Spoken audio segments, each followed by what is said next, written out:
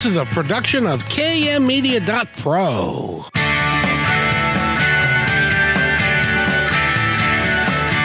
Welcome back to Positive Talk Radio. Our goal is simple: to explore evolving ideas one conversation at a time.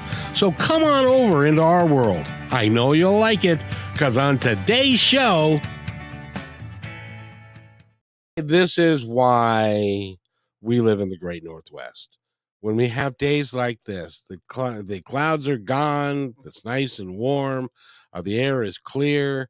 It's a beautiful day to be here in Seattle, and I'd like to thank Nathan for making it all possible. Nathan, how are you? I am doing well, Kevin, and I really wish I could just reach over and grab that other camera right now for those on the video feed with Facebook and YouTube under Positive Talk Radio and KKNW, and give you a little snapshot of what's going outside, westbound from our building, out the window, overseeing Mercer Island and the Seattle skyline, with beautiful snow-capped Olympics right behind it.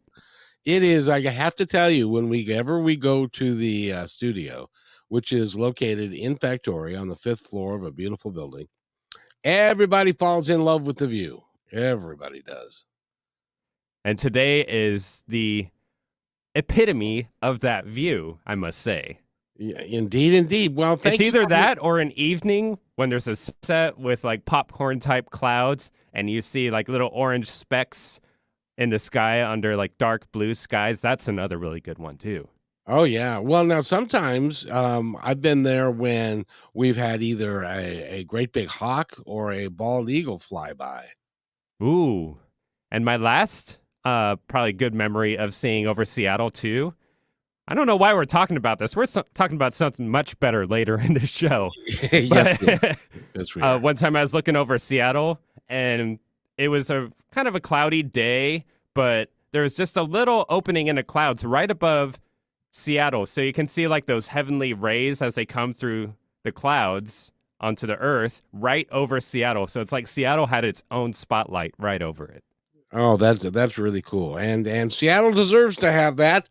We've got a few problems, but we can fix them over time. And it's a great place to live. I wouldn't live anywhere else. I was talking with a gal yesterday who is in Florida, and she reached out to her leg and said, "What bit me?"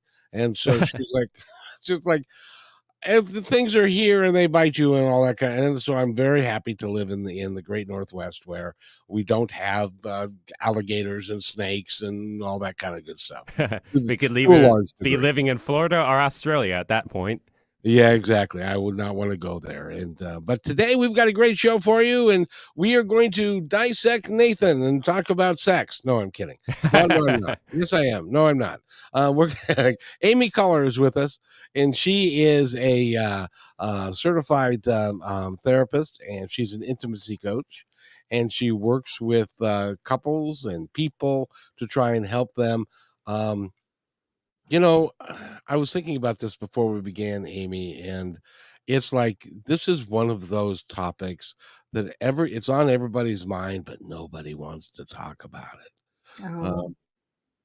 Make it easy.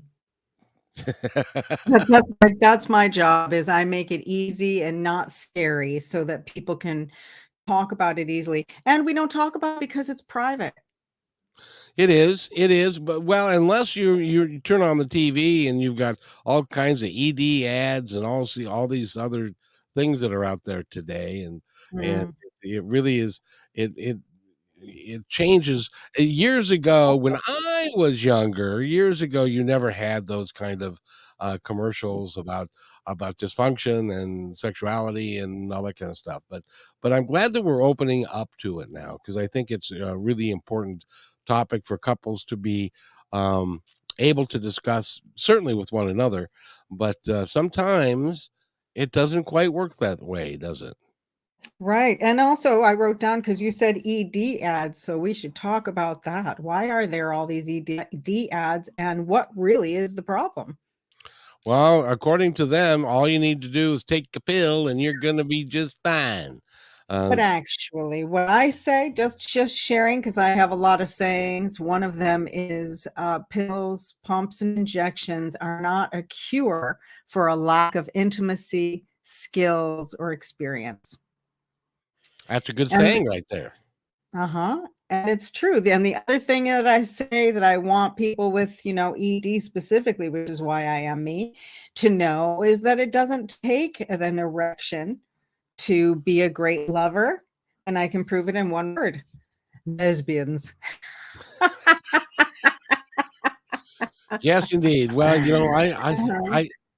I take it upon myself to not get involved in anybody else's bedroom stuff, and so I would have no idea about that. But that's That's okay. what I do, but that's exactly what I like to do.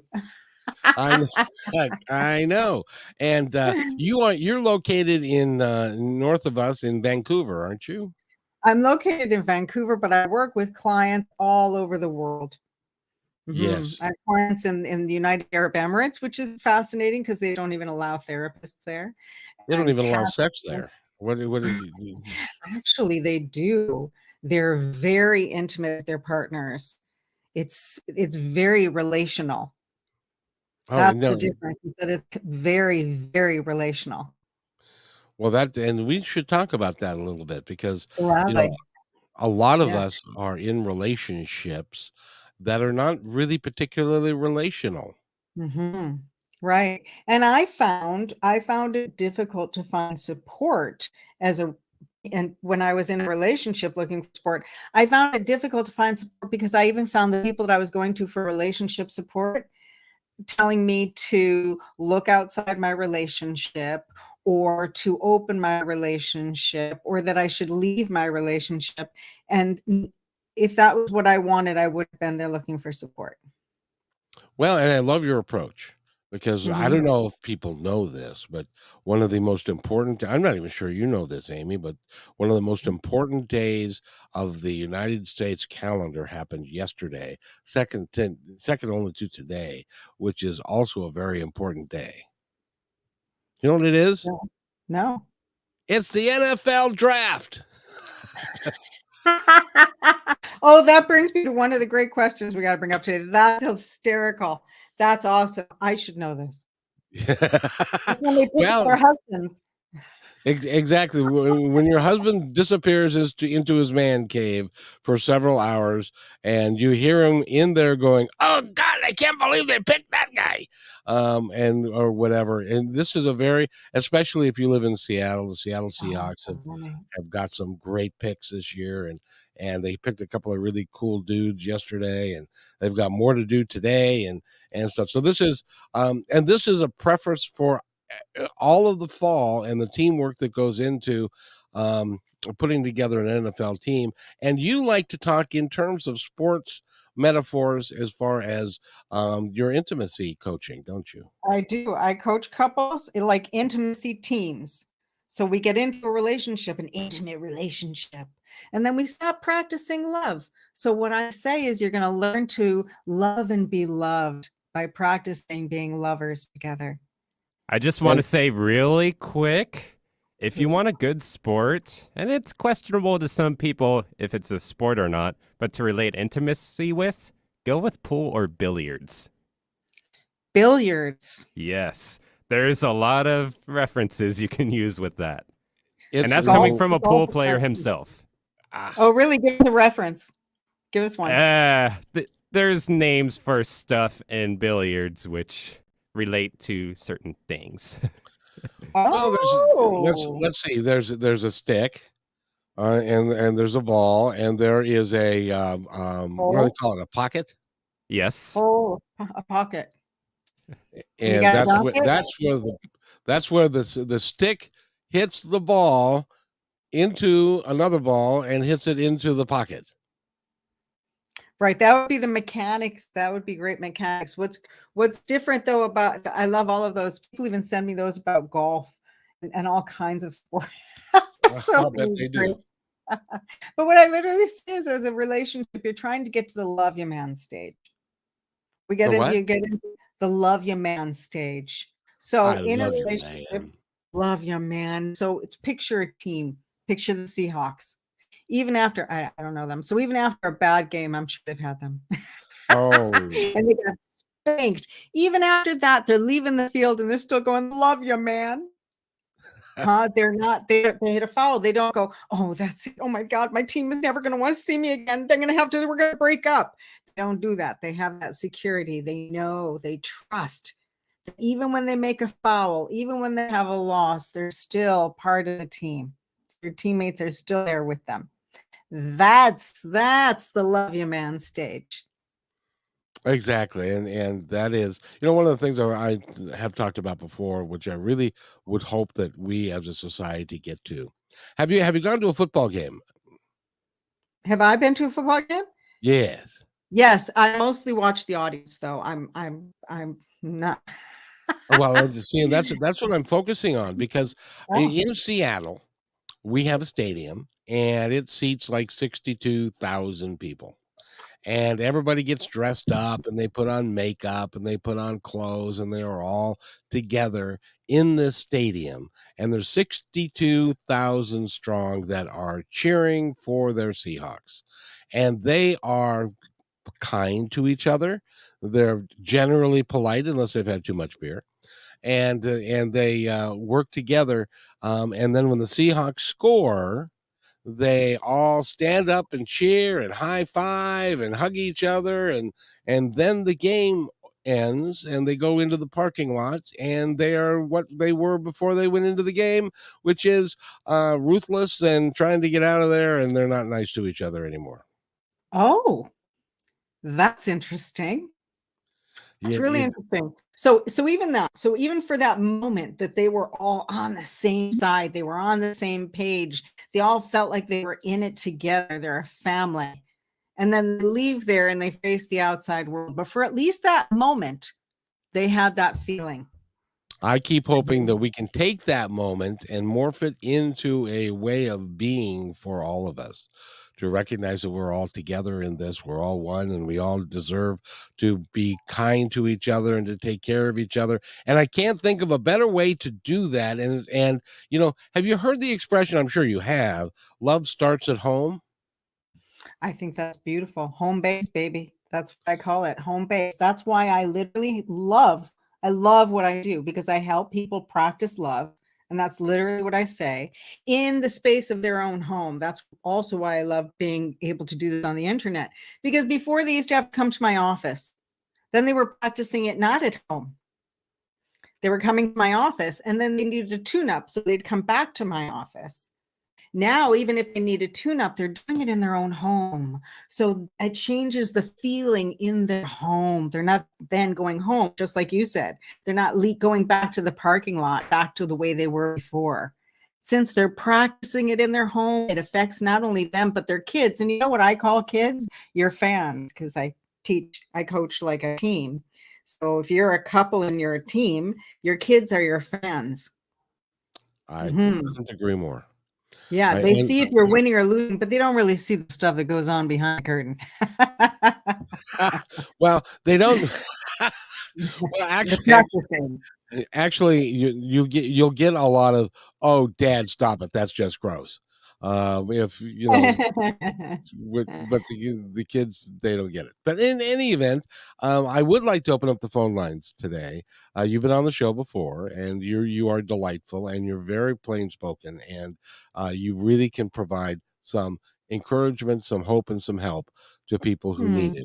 And so if you'd like to give us a call, Nathan's going to give you the phone numbers if he's still here. Yes, I am. And our phone numbers are 425-373-5527, or we got a toll-free line for Western Washington. That's 1-888-298-5569. Again, 425-373-5527, or toll-free at 1-888-298-5569. And remember, we're on AM radio, so if you have a question, just remember to keep it decent so we don't have to kick you off. Yeah, and we would hate to have you go, I was talking to my wife and she grabbed my... It's the birds and the bees, not the other one. Yes, and you just... And if you're going to use a... and Nathan, correct me if I'm wrong, but if you're going to use a private part name, it needs to be the official one, right? Yes, the official medical term. I like official. It's the official term. I do too. That's very good. So if you want to give us a call, please, you can give us a call anytime during the show, 425-373-5527, and we'll hook you up with Amy because she is So to very, speak. very good. So to speak.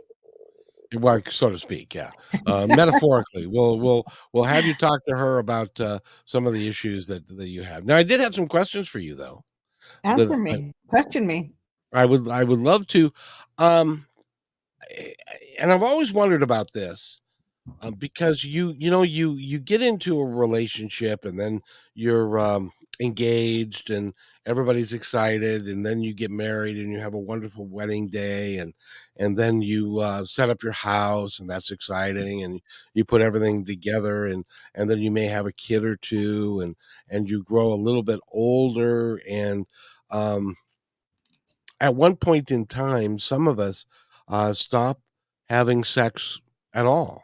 Mm. Um, can you help somebody that is in a what they would term, quote unquote, a sexless relationship? That's the exact question I have written too. If you're in a sexless relationship, where do you start? And that is my biggest passion, is helping sexless relationships.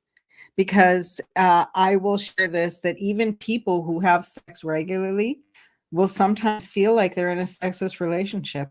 And I'm just sharing that because even in my TED talk, I talk about Kevin and Jackie, and how they were having sex once a week. And they're based on a couple of my real clients, because even couples who have sex once a week can still feel like they're in a sexless relationship because they're not getting the intimacy, the satisfaction that they're wanting. They might fall into a rut. So I'm going to share with you that yes. And I also want people to know that if this is happening to you, if you're finding yourself in a sexless relationship, my goodness, you're not alone. And it would avoiding the highly addictive nature of sex. Okay. It would be really hard to keep it alive if you didn't have a plan and a practice. And you get in and it's like, where is us? People are always going, where is us? What happened to us? We need our time. Let's go on dates. But what we're missing is the intimacy. So that's why I say we need an intimacy practice. So where do you begin? You begin with connection. One of the biggest things I say is, where do we start? So when you first show up for that football team, and it feels awkward, and you're like, okay, where do we start? Where do we start? When you're showing up for that very first practice, what do they start with? A huddle. They start by building the team connection. So what I do when there's no intimacy, when there's no vibe, intimacy is the vibe and the space between you, is I say, let's put in a vibe intentionally. So I get my two people together, even if it's just one of them, because often it's one saying, how do I do this? And I'll say, practice making that huddle sound, which are those those little sounds. And then I tell them to start making that sound around their partner, like to really look at your partner and begin to be aware, like see them. I'm looking at you, Kevin, and I see you. I'm taking your sweetness and I'm going, I'm feeling you in my heart. That little space will start to warm up the space in between us. And then I can start to feel you. You can start to feel me. And then my goal is to get you to do it with me. So I often talk to that person who's sexless, start by making connections. Start everything you do in life with connection. So go up behind your partner that you want to have connection with, hold them from behind and just say, and then if you're bold, say their name, Kevin. And you would just be like, because that allows somebody to feel you. You're not trying to fill their head and go, hey, let's have sex. You're starting with a connection, which is the connection you can feel. And that starts to fill that space. Once you have good vibes, oh, hey. Once you feel comfortable in those spaces, making emotional and physical connection, from there we build. What what do you do if you and you do that, and your heart is all the way in it, and your partner doesn't get what you're trying to do, and it's like, what the hell are you doing that for? How do you handle that? Just giving you a moment of love. Can you feel me? So the biggest thing, the hardest thing about that is that you are trying to change it. And so you're letting them know. That's why I say taking that space away from them, really looking at them, appreciating them in your heart so that you're changing your feeling about them first. You were coming at them going, I know they're going to reject it. I know they're going to reject it. Then when they would do that, you would just, see, I knew this wasn't going to work. But if you're looking at your partner and going, God, I love them. Look at that tush. See, I saved myself. You know, what's funny is your internet hiccuped like right in the middle of that word. So you're actually good. Oh, that's funny. See, God is on my side. That's funny. So if you're literally looking, going, baby, and then you're going and holding them from behind, that's what they're going to feel. That's why I say awareness and then the action. And the accountability is to just let go of whatever the response is. If they look and go, what are you doing? And you're going, loving you, taking, God, you're cute. You know, whatever that, baby, they're going to feel that. Then you're expressing that and they're like, oh, you're being silly. Aren't I? Isn't that nice? You're inviting them to be silly with you. So you're not taking it personally. You're helping to brush off whatever they're used to. I do this motion, putting on a backpack, because your partners get used to putting on that resentment backpack. Oh, what a beautiful day in Seattle. Oh yeah, I'm mad at my partner. Oh yeah, I'm in it alone. And that's what starts to happen when you're in a sexless relationship. One person feels physically, I also call sex sharing sensual pleasure, because that's what we're forgetting to do, is to share our pleasure. All we do is complain with each other and do chores, right? Yeah. So that's why I think the biggest thing that's missing in any relationship is pleasure. In any life, we need more pleasure in life. Yeah, you see, it's like I can see my when I was married, I could see my ex-wife coming up to me and from behind and going, would you take out the garbage now, please? And and that so that it ruins the mood entirely. Well, if it's regular practice that you have, then it isn't. And if she's doing it to get something out of you, what I would say is the phrase is, can you take the trash out for me? Because a man needs purpose. So if you say for me, then he's not doing a chore. He's doing something for you. He feels like he's getting points. It sounds manipulative, but it isn't. It's communicating in a way that somebody can hear you. What do you do when you're in a loveless, not a love? Now, there's a difference between a loveless marriage and a sexless marriage. Is that true? Well, I think after some time along being a sexless marriage, it turns into a loveless marriage, because that's what I say is, if you're not practicing intimacy, intimacy is love. And if you're not practicing it, then it's not going to be there. Just like football. If you get on a football and you don't go show up for practice, your team is going to suck. You're not going to win. It's going to feel like you're in it alone. But even worse than being in it alone, you're stuck in it together. Can I bring the kids into this for just a sec? Sure.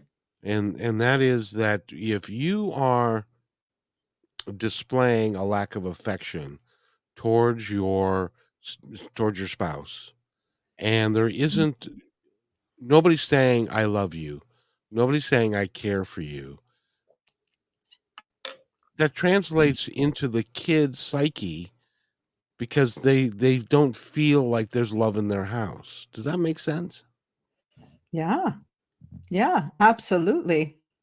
And so Absolutely. If you feel like there's tension, or if you feel like you're in a house or if your parents love each other. there's a lot of that goes on, and it affects the children. So, for lack of a better, in order to be intimate and say you love your spouse, because it's better for the kids. Well, yes and no. Let me share my story, which I don't do very often. Oh, goody. I separated from my husband, honestly, while I still loved him. And lots of women in my life used to go, well, if you love him so much, why did you split from him? And I said, I left before I hated him. We were in a sexless marriage. We both felt hopeless. I could see that resentment was only going to build. I couldn't find a professional like myself that would help us literally build skills, build moves, learn to be comfortable. He had anxiety and health issues and erectile dysfunction. So I split from him before I hated him. And we have been divorced for 17, 18 years, and we are closer than many married couples I know. And I used to say that to my daughter after we split. She was 6 years old. And I used to say, you're going to go to your friends' houses and you're going to see that your parents get along better than theirs. We spend holidays together. I make sure I'm with him on Father's Day. Matter of fact, tomorrow we're going away to celebrate his birthday. We're coming down to Washington. Oh, very nice. Where are you coming to? We're going to go down to Bellingham. Oh, that's not very far. You need to go farther into Washington. Yeah, we'll do that another day. that is great. Even though you're not technically married anymore, that you can still have a really good relationship with the person that you're no longer married to. I have helped many couples split. As a matter of fact, I have a Hollywood couple that I helped them divorce. And I'm very proud of this story because I'll never, ever drop names. But I hear people go, he's married. He just got married. I didn't know he got a divorce from the other one because their divorce was so smooth because I helped them do it. Because I help people connect and then untie their heartstrings instead of cutting and hating and resenting. And it's untying. It's a beautiful process. Sometimes when I'm helping people connect, then untie, they actually go, oh, this is what we wanted. We wanted a formula. We wanted a format for learning how and when to love each other. Because if you just keep going around and you're expecting to say, I love you, I love you, I love you, and to be present and in love with your partner 24 hours a day, that's a lot. I'm a busy woman. That's why I like my program and my work. We set aside you have a schedule. So on Wednesday nights at 7:00, we have an intimacy practice. And just like your football team, no matter what the heck you've got going on, you show up for your partner at 7:00. And people say, well, what if we're in different cities? Well, then stop and take a 5-minute phone call break because your partner comes first. You wouldn't be on that business trip if your partner weren't taking care of the other side of your life. This is your intimacy partner. You build your life together. So at 7:00, we stay and connect in whatever level. And I have all these different levels, whether you're just sharing a huddle, just looking at each other and making that sound and sharing what I call words of love, appreciation, the best part, something I'm curious about, something I'm looking forward to. I have a little formula. And that way, all of my little things are 3 or 7 minutes long, few minutes long. And you show up for practice twice a week, once out of the bedroom, once in the bedroom, and boom, da boom, you're back in the game. Boom, da boom. Well, we gotta take like a little break here in just a second. But I wanted to say that what I love about your work and I love about what you do is you talk in terms of intimacy. This isn't about parts. This isn't about putting this part there and that hand there and do this. It has a component to it, I am sure, but it's about the emotional attachment that you are creating. Yep. And let's take a break and then I'll tell you exactly how we do it. Oh, what a segue. That was great. I wish I had said that.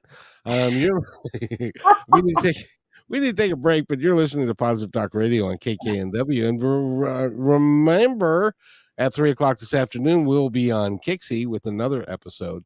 And she is a terrific coach that we're going to have on then. So we're going to take a break, and Nathan's going to take us out, and we'll be back in about 2.5 minutes. Don't you dare go away. Hello, everybody.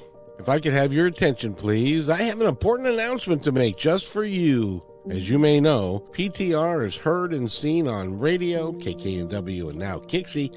several websites, podcasts, YouTube, Twitter, Facebook, and most social media. At PTR, we believe in working together to make the world a better place, and because you're listening, we know that you're dedicated to the same. So we'd like to support your efforts by offering an outstanding multimedia package for you at a deeply discounted rate. As our partner, you'll receive commercial creation, both video and audio, at least 10 commercial plays per week, a monthly show to highlight your business and passion, exclusive website positioning with links, video shorts for social media, commercial plays on all shows, podcasts, KKNW, and Kixie. Your commercial is embedded into each episode and as a podcast is sent to over 50 different platforms. All shows are performed live and sent to Facebook, YouTube, and Twitter, and stay there forever. Your podcast episodes are provided to you to use as you see fit. This one-time offer is only $250 a week, based on a 13-week commitment, and as our partner, we are vested in your success, and will do everything in our power to make it happen. However, there are limited spots available, so don't hesitate. Please email me at kevin@kmmedia.pro, and let's get the ball rolling.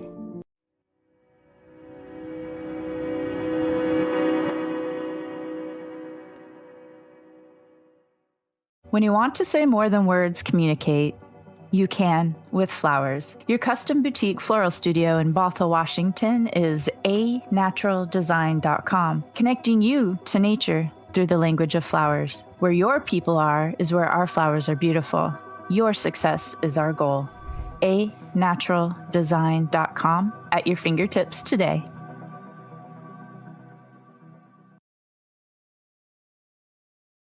Hey there, I would personally like to thank you for making Positive Talk Radio part of your day.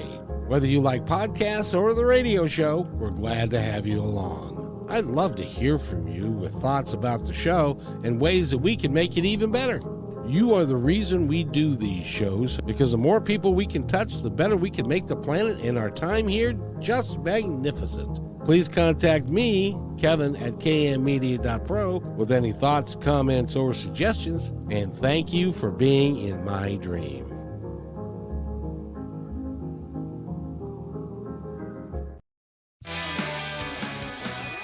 And welcome back to Positive Talk Radio. My name is Kevin McDonald, but you knew that already. And Amy Culler is with us. By the way, go to our website, which is amyculler.com. And it's COLOR.com. And you can learn all about her and learn how to work with her and some of the tools and tips that she has for you that you can take for yourself. Now, we left, and that was just a few seconds ago, but I forgot what you were going to say. I remember you were saying that you appreciated that my approach to intimacy was not just about parts. Yes. And I do too. To me, I want to share that I call myself an intimacy coach because people are triggered by the word sex, and men are triggered by the word therapist. And the word therapeutic means something completely different than a therapist means. So I really do think of myself as a coach because I help people with skills and moves and accountability. That's one of the big things too, knowing that there's somebody who's never going to shame you, who's there here to help you in your game, who understands that things happen, and is really, really here to support you and has your best at its heart. So, and the big reason that it's not about the parts is, as I said, what I was looking for was somebody who could teach us how to be lovers together. And even when you're on the football, when you're learning to be on a football team, when you're learning the Seahawks, when they have their practice, they don't just keep practicing the goal. They practice throwing the ball back and forth. They practice exploring the field so that they can get on the field. And the coach doesn't say, go in there and win. He says, no, he says, go in there, make it a great game. Because that's how it is. If you play well with your teammates, can you throw the ball back and forth? Can you throw the ball while you're running? Can you throw the ball while you're catching? So what I teach couples to do not only is how to get along and be like teammates, but exploration happens outside of penetration. The biggest sex organ you have is 6 inches between your ears. Very, very nice. I thought you were going to go anyway. You know, when you talk about the Seahawks, and the one thing that I want to mention that it goes hand in hand with what you're saying as far as working together on a football team, they also have a philosophy within that building that they're going to help each individual become the best individual that they can be, because that will form a much better connection with the team, and they all work better together because the coaches are in each player's corner, and that goes down to the cook staff and the nutritionists and the weight guys, and all of those folks are working together to make each player, and each player's got a plan, each player to be the best player that they can be. And that's what you do in Mhm. your coaching practice. Exactly. That's exactly what I do, because I see couples as that two sides, that offense and that defense. One partner is usually more physically oriented. The other is more emotionally oriented, which means one of you is a thrower, one of you is a catcher. One, when it comes to emotional, one of you is throwing. When it comes to physical, the other one is throwing. So you have to learn to be in it together. And I even make it simple. Things like, regular things like emotional intelligence. Like, I deal with real athletes. They don't want to have to take a whole course on learn emotional intelligence. But when I say to them, you're on the field, you want to throw your ball, you want to throw the ball to Joe. Go, hey Joe, and you're about to throw the ball really hard, but Joe is giving you that signal for a light ball right in this spot, and you can read Joe's signal. That, my friend, is emotional intelligence. As I've grown up, I've heard a lot of couples say this, and I would love your take on it, Mm. which is, do you ever just cuddle? Oh, Um, no, no, can't cuddle because I know what that's going to lead to. It always leads to more than what I'm necessarily interested in. All I want is to be in my lover's strong arms and feel protected and feel loved and cared for, and I don't necessarily want it to lead to anything else. Do you have that come up in your practice from time to time? I do. In my program, I have a live every Thursday, Ask Amy Anything, because you can. And I give real stuff. So women come to me all the time and say, I want non-sexual affection. And guys, I explain that to them. Let me tell you what that means, guy. And so what I Pay say to attention, women, gentlemen. is that's great. Men want that too. Men want touch too. That is, any man who tells you their love language is something other than touch is lying. So what I say to women is, can you give him non-sexual touch? Can you touch him outside of the bedroom? Can you put a hand on his thigh while he's driving? Can you wish that he would hug and touch you?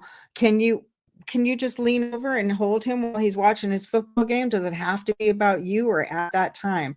Make sure that you're giving him non-sexual touch, or as I call it, foreplay. And I call it foreplay out of the bedroom and foreplay in the bedroom. But the problem is that he doesn't know what that feels like because he never gets it. Oh, that's right. We're going to make it all about him. So also, if they can't cuddle because it always turns into one or the other, what I say is that means that they're never going in with the plan. In my program, what I do, what's amazing, why you get so good at it, is that we're going to make one game all about you, all about your pleasure, without penetration, exploring your whole body. Like, and go, well, how am I going to finish him if it's not penetration? Well, you remember back in the old days before porn? No, I don't. As a matter of fact, I'm younger than that. No, And that's exactly it. I help people explore going back to the basics, learning how to really give and receive pleasure, because once we both get on the same court together, it tends to turn into a competition. Then I'm going to get her ball, then we're going to hit this person's goal, then we're going to get my goal. Forget it. We're going to make it all about your goal. And boy, when we focus on your goal, you're going to have the biggest goal you've ever had in your life. Well, isn't it true that because our biggest influence is our brain, that when we are preparing and for something that we know is going to be good in 4 hours or 6 hours or 2 days, then there's a heightened sense of anticipation. I wish I could sing. That would be much better. Anticipation. Absolutely. You start to look forward to it. Just like if you have your football game on Saturday, even on Thursday, you're thinking, ooh, okay, I've got that game. I better not eat that whole pizza or whatever football people do to prepare. Well, for a long time, Go ahead. a long time it was like NFL football should not be on Thursday night. That's just wrong. It's supposed to be. When I grew up, it was a Sunday activity that you spent the entire week looking forward to that game on Sunday, and the anticipation of who's going to do what and how we're going to come across and how we're going to win and how we're going to do what we want to do. I think it's deflating when it's like, well, we're going to play. We played on Sunday, now we're going to play on Thursday and stuff. So, but at the same time, anticlimactic. Now that's interesting. That's interesting to me. Do you know why they did that? I don't know why. money. But the interesting thing that I feel like sharing is that there was a study done once about couples and how often they should have sex. And what they found was that couples who had sex twice a week, and I'd like to call it an intimate encounter, the couples who had an intimate encounter twice a week were happier than couples who had an intimate encounter 5 times a week. Really? Odd, hey? Isn't that interesting that 2 times a week seemed to be the optimal, that you were just as happy 2 times a week as you were as 3 times a week? There was a certain point where it became to be, okay, that's too much. They didn't start to look forward to it. It becomes more of a pacifying. I can understand that. It becomes a pacifying habit. Oh, okay, it's bedtime. Let's do that thing we do. Instead of building that anticipation like you were talking about. Wow.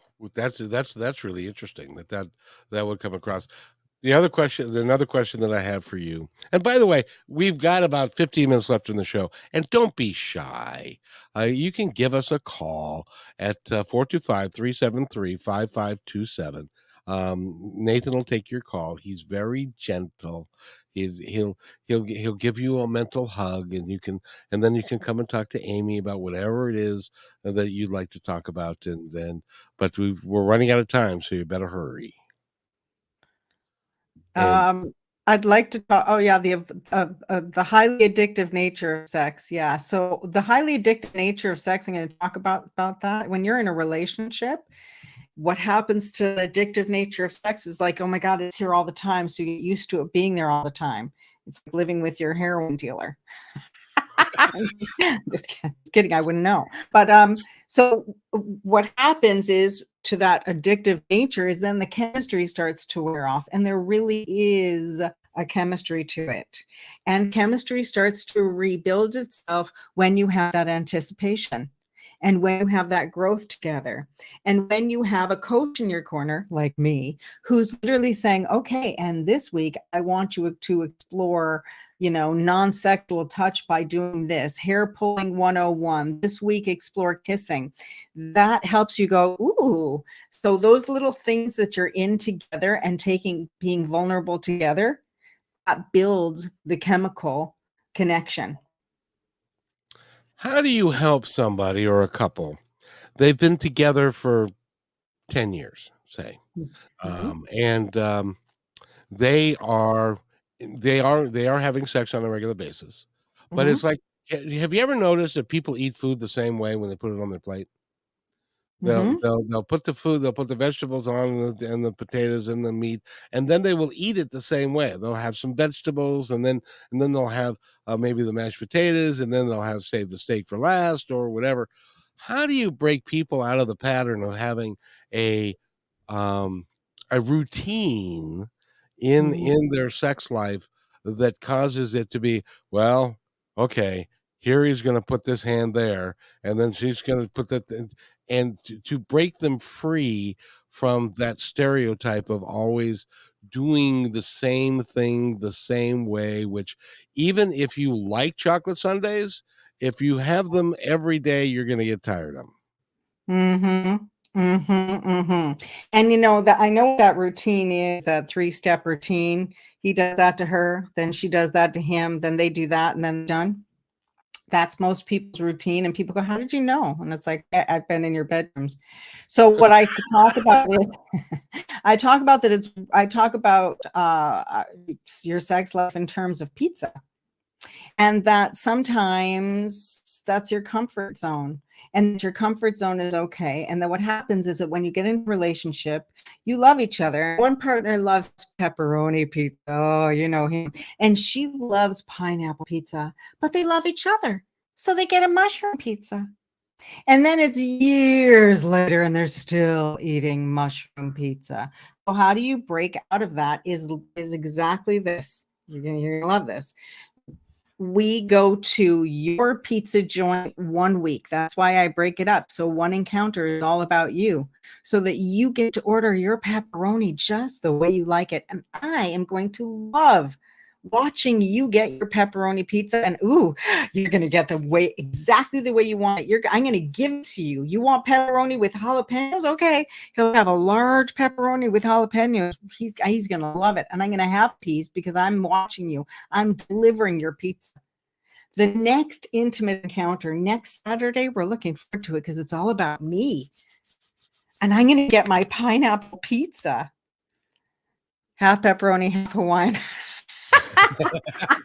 And that's okay too. I call that about going to a restaurant. Sometimes you want to both have what you want at the same time. And that's why we have spontaneous games. You can have a spontaneous game, but for this practice, just like your football practice, we're practicing all about your game. And if we get through your pizza and we still want more pizza, we're getting that Papa Murphy Papa's perfect half pepperoni, half Hawaiian. I love that, Nathan. Thank you. So what do you do when you have couples and they come to you and you're talking about exactly what you're talking about, which is, one night is her night, one night is his night. Do you talk to them fairly explicitly, and are they receptive, or are one of them kind of like, oh, I don't want to talk about this. I grew up Catholic. There's only one way to do it, and that's it. And I'm not going to do it any other. You know what I mean? Yes. Are people receptive? Yes, because especially that Catholic person, what I talk to them about is usually what they've learned is that it's not about their pleasure. It's about him. He wants it and I give it to him. And I like, honey, you joined a team because you want to be part of the team. If you're only joining the team for his sake, then he's going to feel like you're in it alone. And why did you get on a team? So there has to be a point where it starts to be about that person who has to start owning their pleasure, that they get to go to the pizza joint. And so for that person, I'll share what I one of my couples when it was her night, and she's like, I don't know what I want. And she said, you know what I want? I have a beautiful bathtub in my home. I've never taken a bath with my husband. I want to take a bath. I want to have a glass of white wine and bath with my husband. I said, that's what you want for your intimate encounter? That's what you're going to do. So this husband looks at me and he's like, do I have to? And and I said, yes, you are, as a partner, as a football player, you're going to her field. You're learning what game she wants to play. This is what she's going to enjoy. Enjoy what she wants to enjoy, and you'll get a whole lot more pepperoni pizza. And so he did. And my favorite part was that by the second time that it was her turn, he said, okay, I've got your night. I know what I want to do for your night. And she was like, she called me. She's going, is that allowed? Is he allowed to pick my night? And I'm like, heck, that's the best. He's going, now I know what you like, and I'm totally into it. He bought like twisty things for their heads, and he's bald. He got face masks. He got totally into it. And because he totally enjoyed her experience, it made it better for her. And when they got out, they made mad, passionate love, which was not something she expected and which was not something she did on the first time it was her night. But she just felt appreciated, like he was enjoying giving her what she wanted instead of going, okay, can we have sex yet? Can we have sex yet? Yeah, there are some of us that are a little bit like that, but you know, I think that your method is really true, that taking care of each other and not looking out after my satisfaction, I need to looking out at as an exchange of energy and exchange of love. Doesn't it, when you break those barriers down, doesn't it change really the nature of your relationship inside and outside of the bedroom? Absolutely. I work with those huddle sounds. Oh. So what I say is that when you get an authentic sound of satisfaction from your partner, it is so incredibly satisfying that you're like, ooh, I'm going to give them pleasure all the time. Oh, yeah, I'm the one who did that to you, baby. I'm the one who made you moan like that. And I didn't even have to use my equipment. Wait till I get my equipment in there. Oh, yeah. That's what I'm Yeah. talking about. And when you are the one going to that weird pizza joint with your partner, when you are the one delivering that weirdness, really want anchovies on that pineapple? That's sick and disgusting, but I still love you. And I'm going to give you that anchovy and you're going to love it, baby. That's what you're growing to in your relationship. And it can be really hard to get there. I mean, I work with football players, Seattle Seahawks, to be precise. And they'll go, okay, I need some help to be creative. What do I do? And I'm like, you know, grab, make some sound, drag a scarf over her body, take off her clothes, be creative, be sensual, explore pleasure, keep your underwear on. That's how you explore. The longer you literally keep the penetration out of it, the more exploration you're going to have. It's crazy, but it's true. Well, women are not, at least in my experience, so you tell me, since you're a lot more experienced than I am, but I think women are more interested in the emotional aspects of lovemaking rather than what, the go for it and be done with it and stuff. That women like it different, but then I've come to find out that that's also not true. That's also not true. Here's the thing. I have I tell the story because I have a client who was a porn performer, and I trained him. I gave him the skills and the tools to go perform in porn, so that he could literally show up and finish on cue. And he found another performer, and they fell in love, and they got in a relationship, and then they came to me going, "What the heck? What's missing?" And I'm going, "Oh, right. Welcome to have a relationship. A relationship is about pleasure. A relationship actually has life happen. You have kids, you have pressure, you have moods. So people are trying to keep their moods out of the bedroom. That's why it actually starts out of the bedroom. How do we feel about each other everywhere? What's that connection like? Which is why and it's vulnerable. And sometimes it's easier to be vulnerable, excuse me, with a stranger than it is with our own partner, even to share our emotions. So that emotional component is called trust. That's what women need, is trust. I need to trust that you are here with me, that you can handle my emotional highs. If you can't handle my big emotions as a woman or a man, if you can't handle your man's anger in the living room, you're not going to be able to handle, he's not going to be able to take you in the bedroom. Yeah. Can't imagine handle my explosive energy in my life, then you're not going to be able to hold me down in the bedroom either, honey. Oh, and by the way, I just wanted to say we're fresh out of time. I could do this. Hour's gone by so fast. I could do this all the time. And All night. Amy, Amy Color, amycolor.com is where you go. She's a beautiful woman. She is working very hard on your behalf, and she is very talented at what she does. We've got about a minute left. Would you like to add anything before we go? I just want to say thank you for having me. I love sharing intimacy with the world. I want everybody to feel loved at home so that we feel more love in the world. And that I offer an intimacy game plan and a free call because my approach is so unique and I'm happy to help people. So reach out for a free call with Amy Keller. Happy to be here. Thank you. amycolor.com is where you go. And one of the reasons, Amy, that first of all, I like you personally. Secondly, I like you professionally. You are very gifted at what you do. And it's all about intimacy. It's about taking care of one another. And if we could do more of that worldwide, if you could teach people how to go into their bedroom and not come out for 3 days, we'd have a lot less war and a lot less problems. And we can love each other and take care of each other. And Amy Color has been my guest, and I really thank you. And you're going to be back. We're going to put together a regular schedule, I think, for you. So that those of you that are a little frightened can call in at one point or another, or you can just drop us a line and we'll read the question on the air.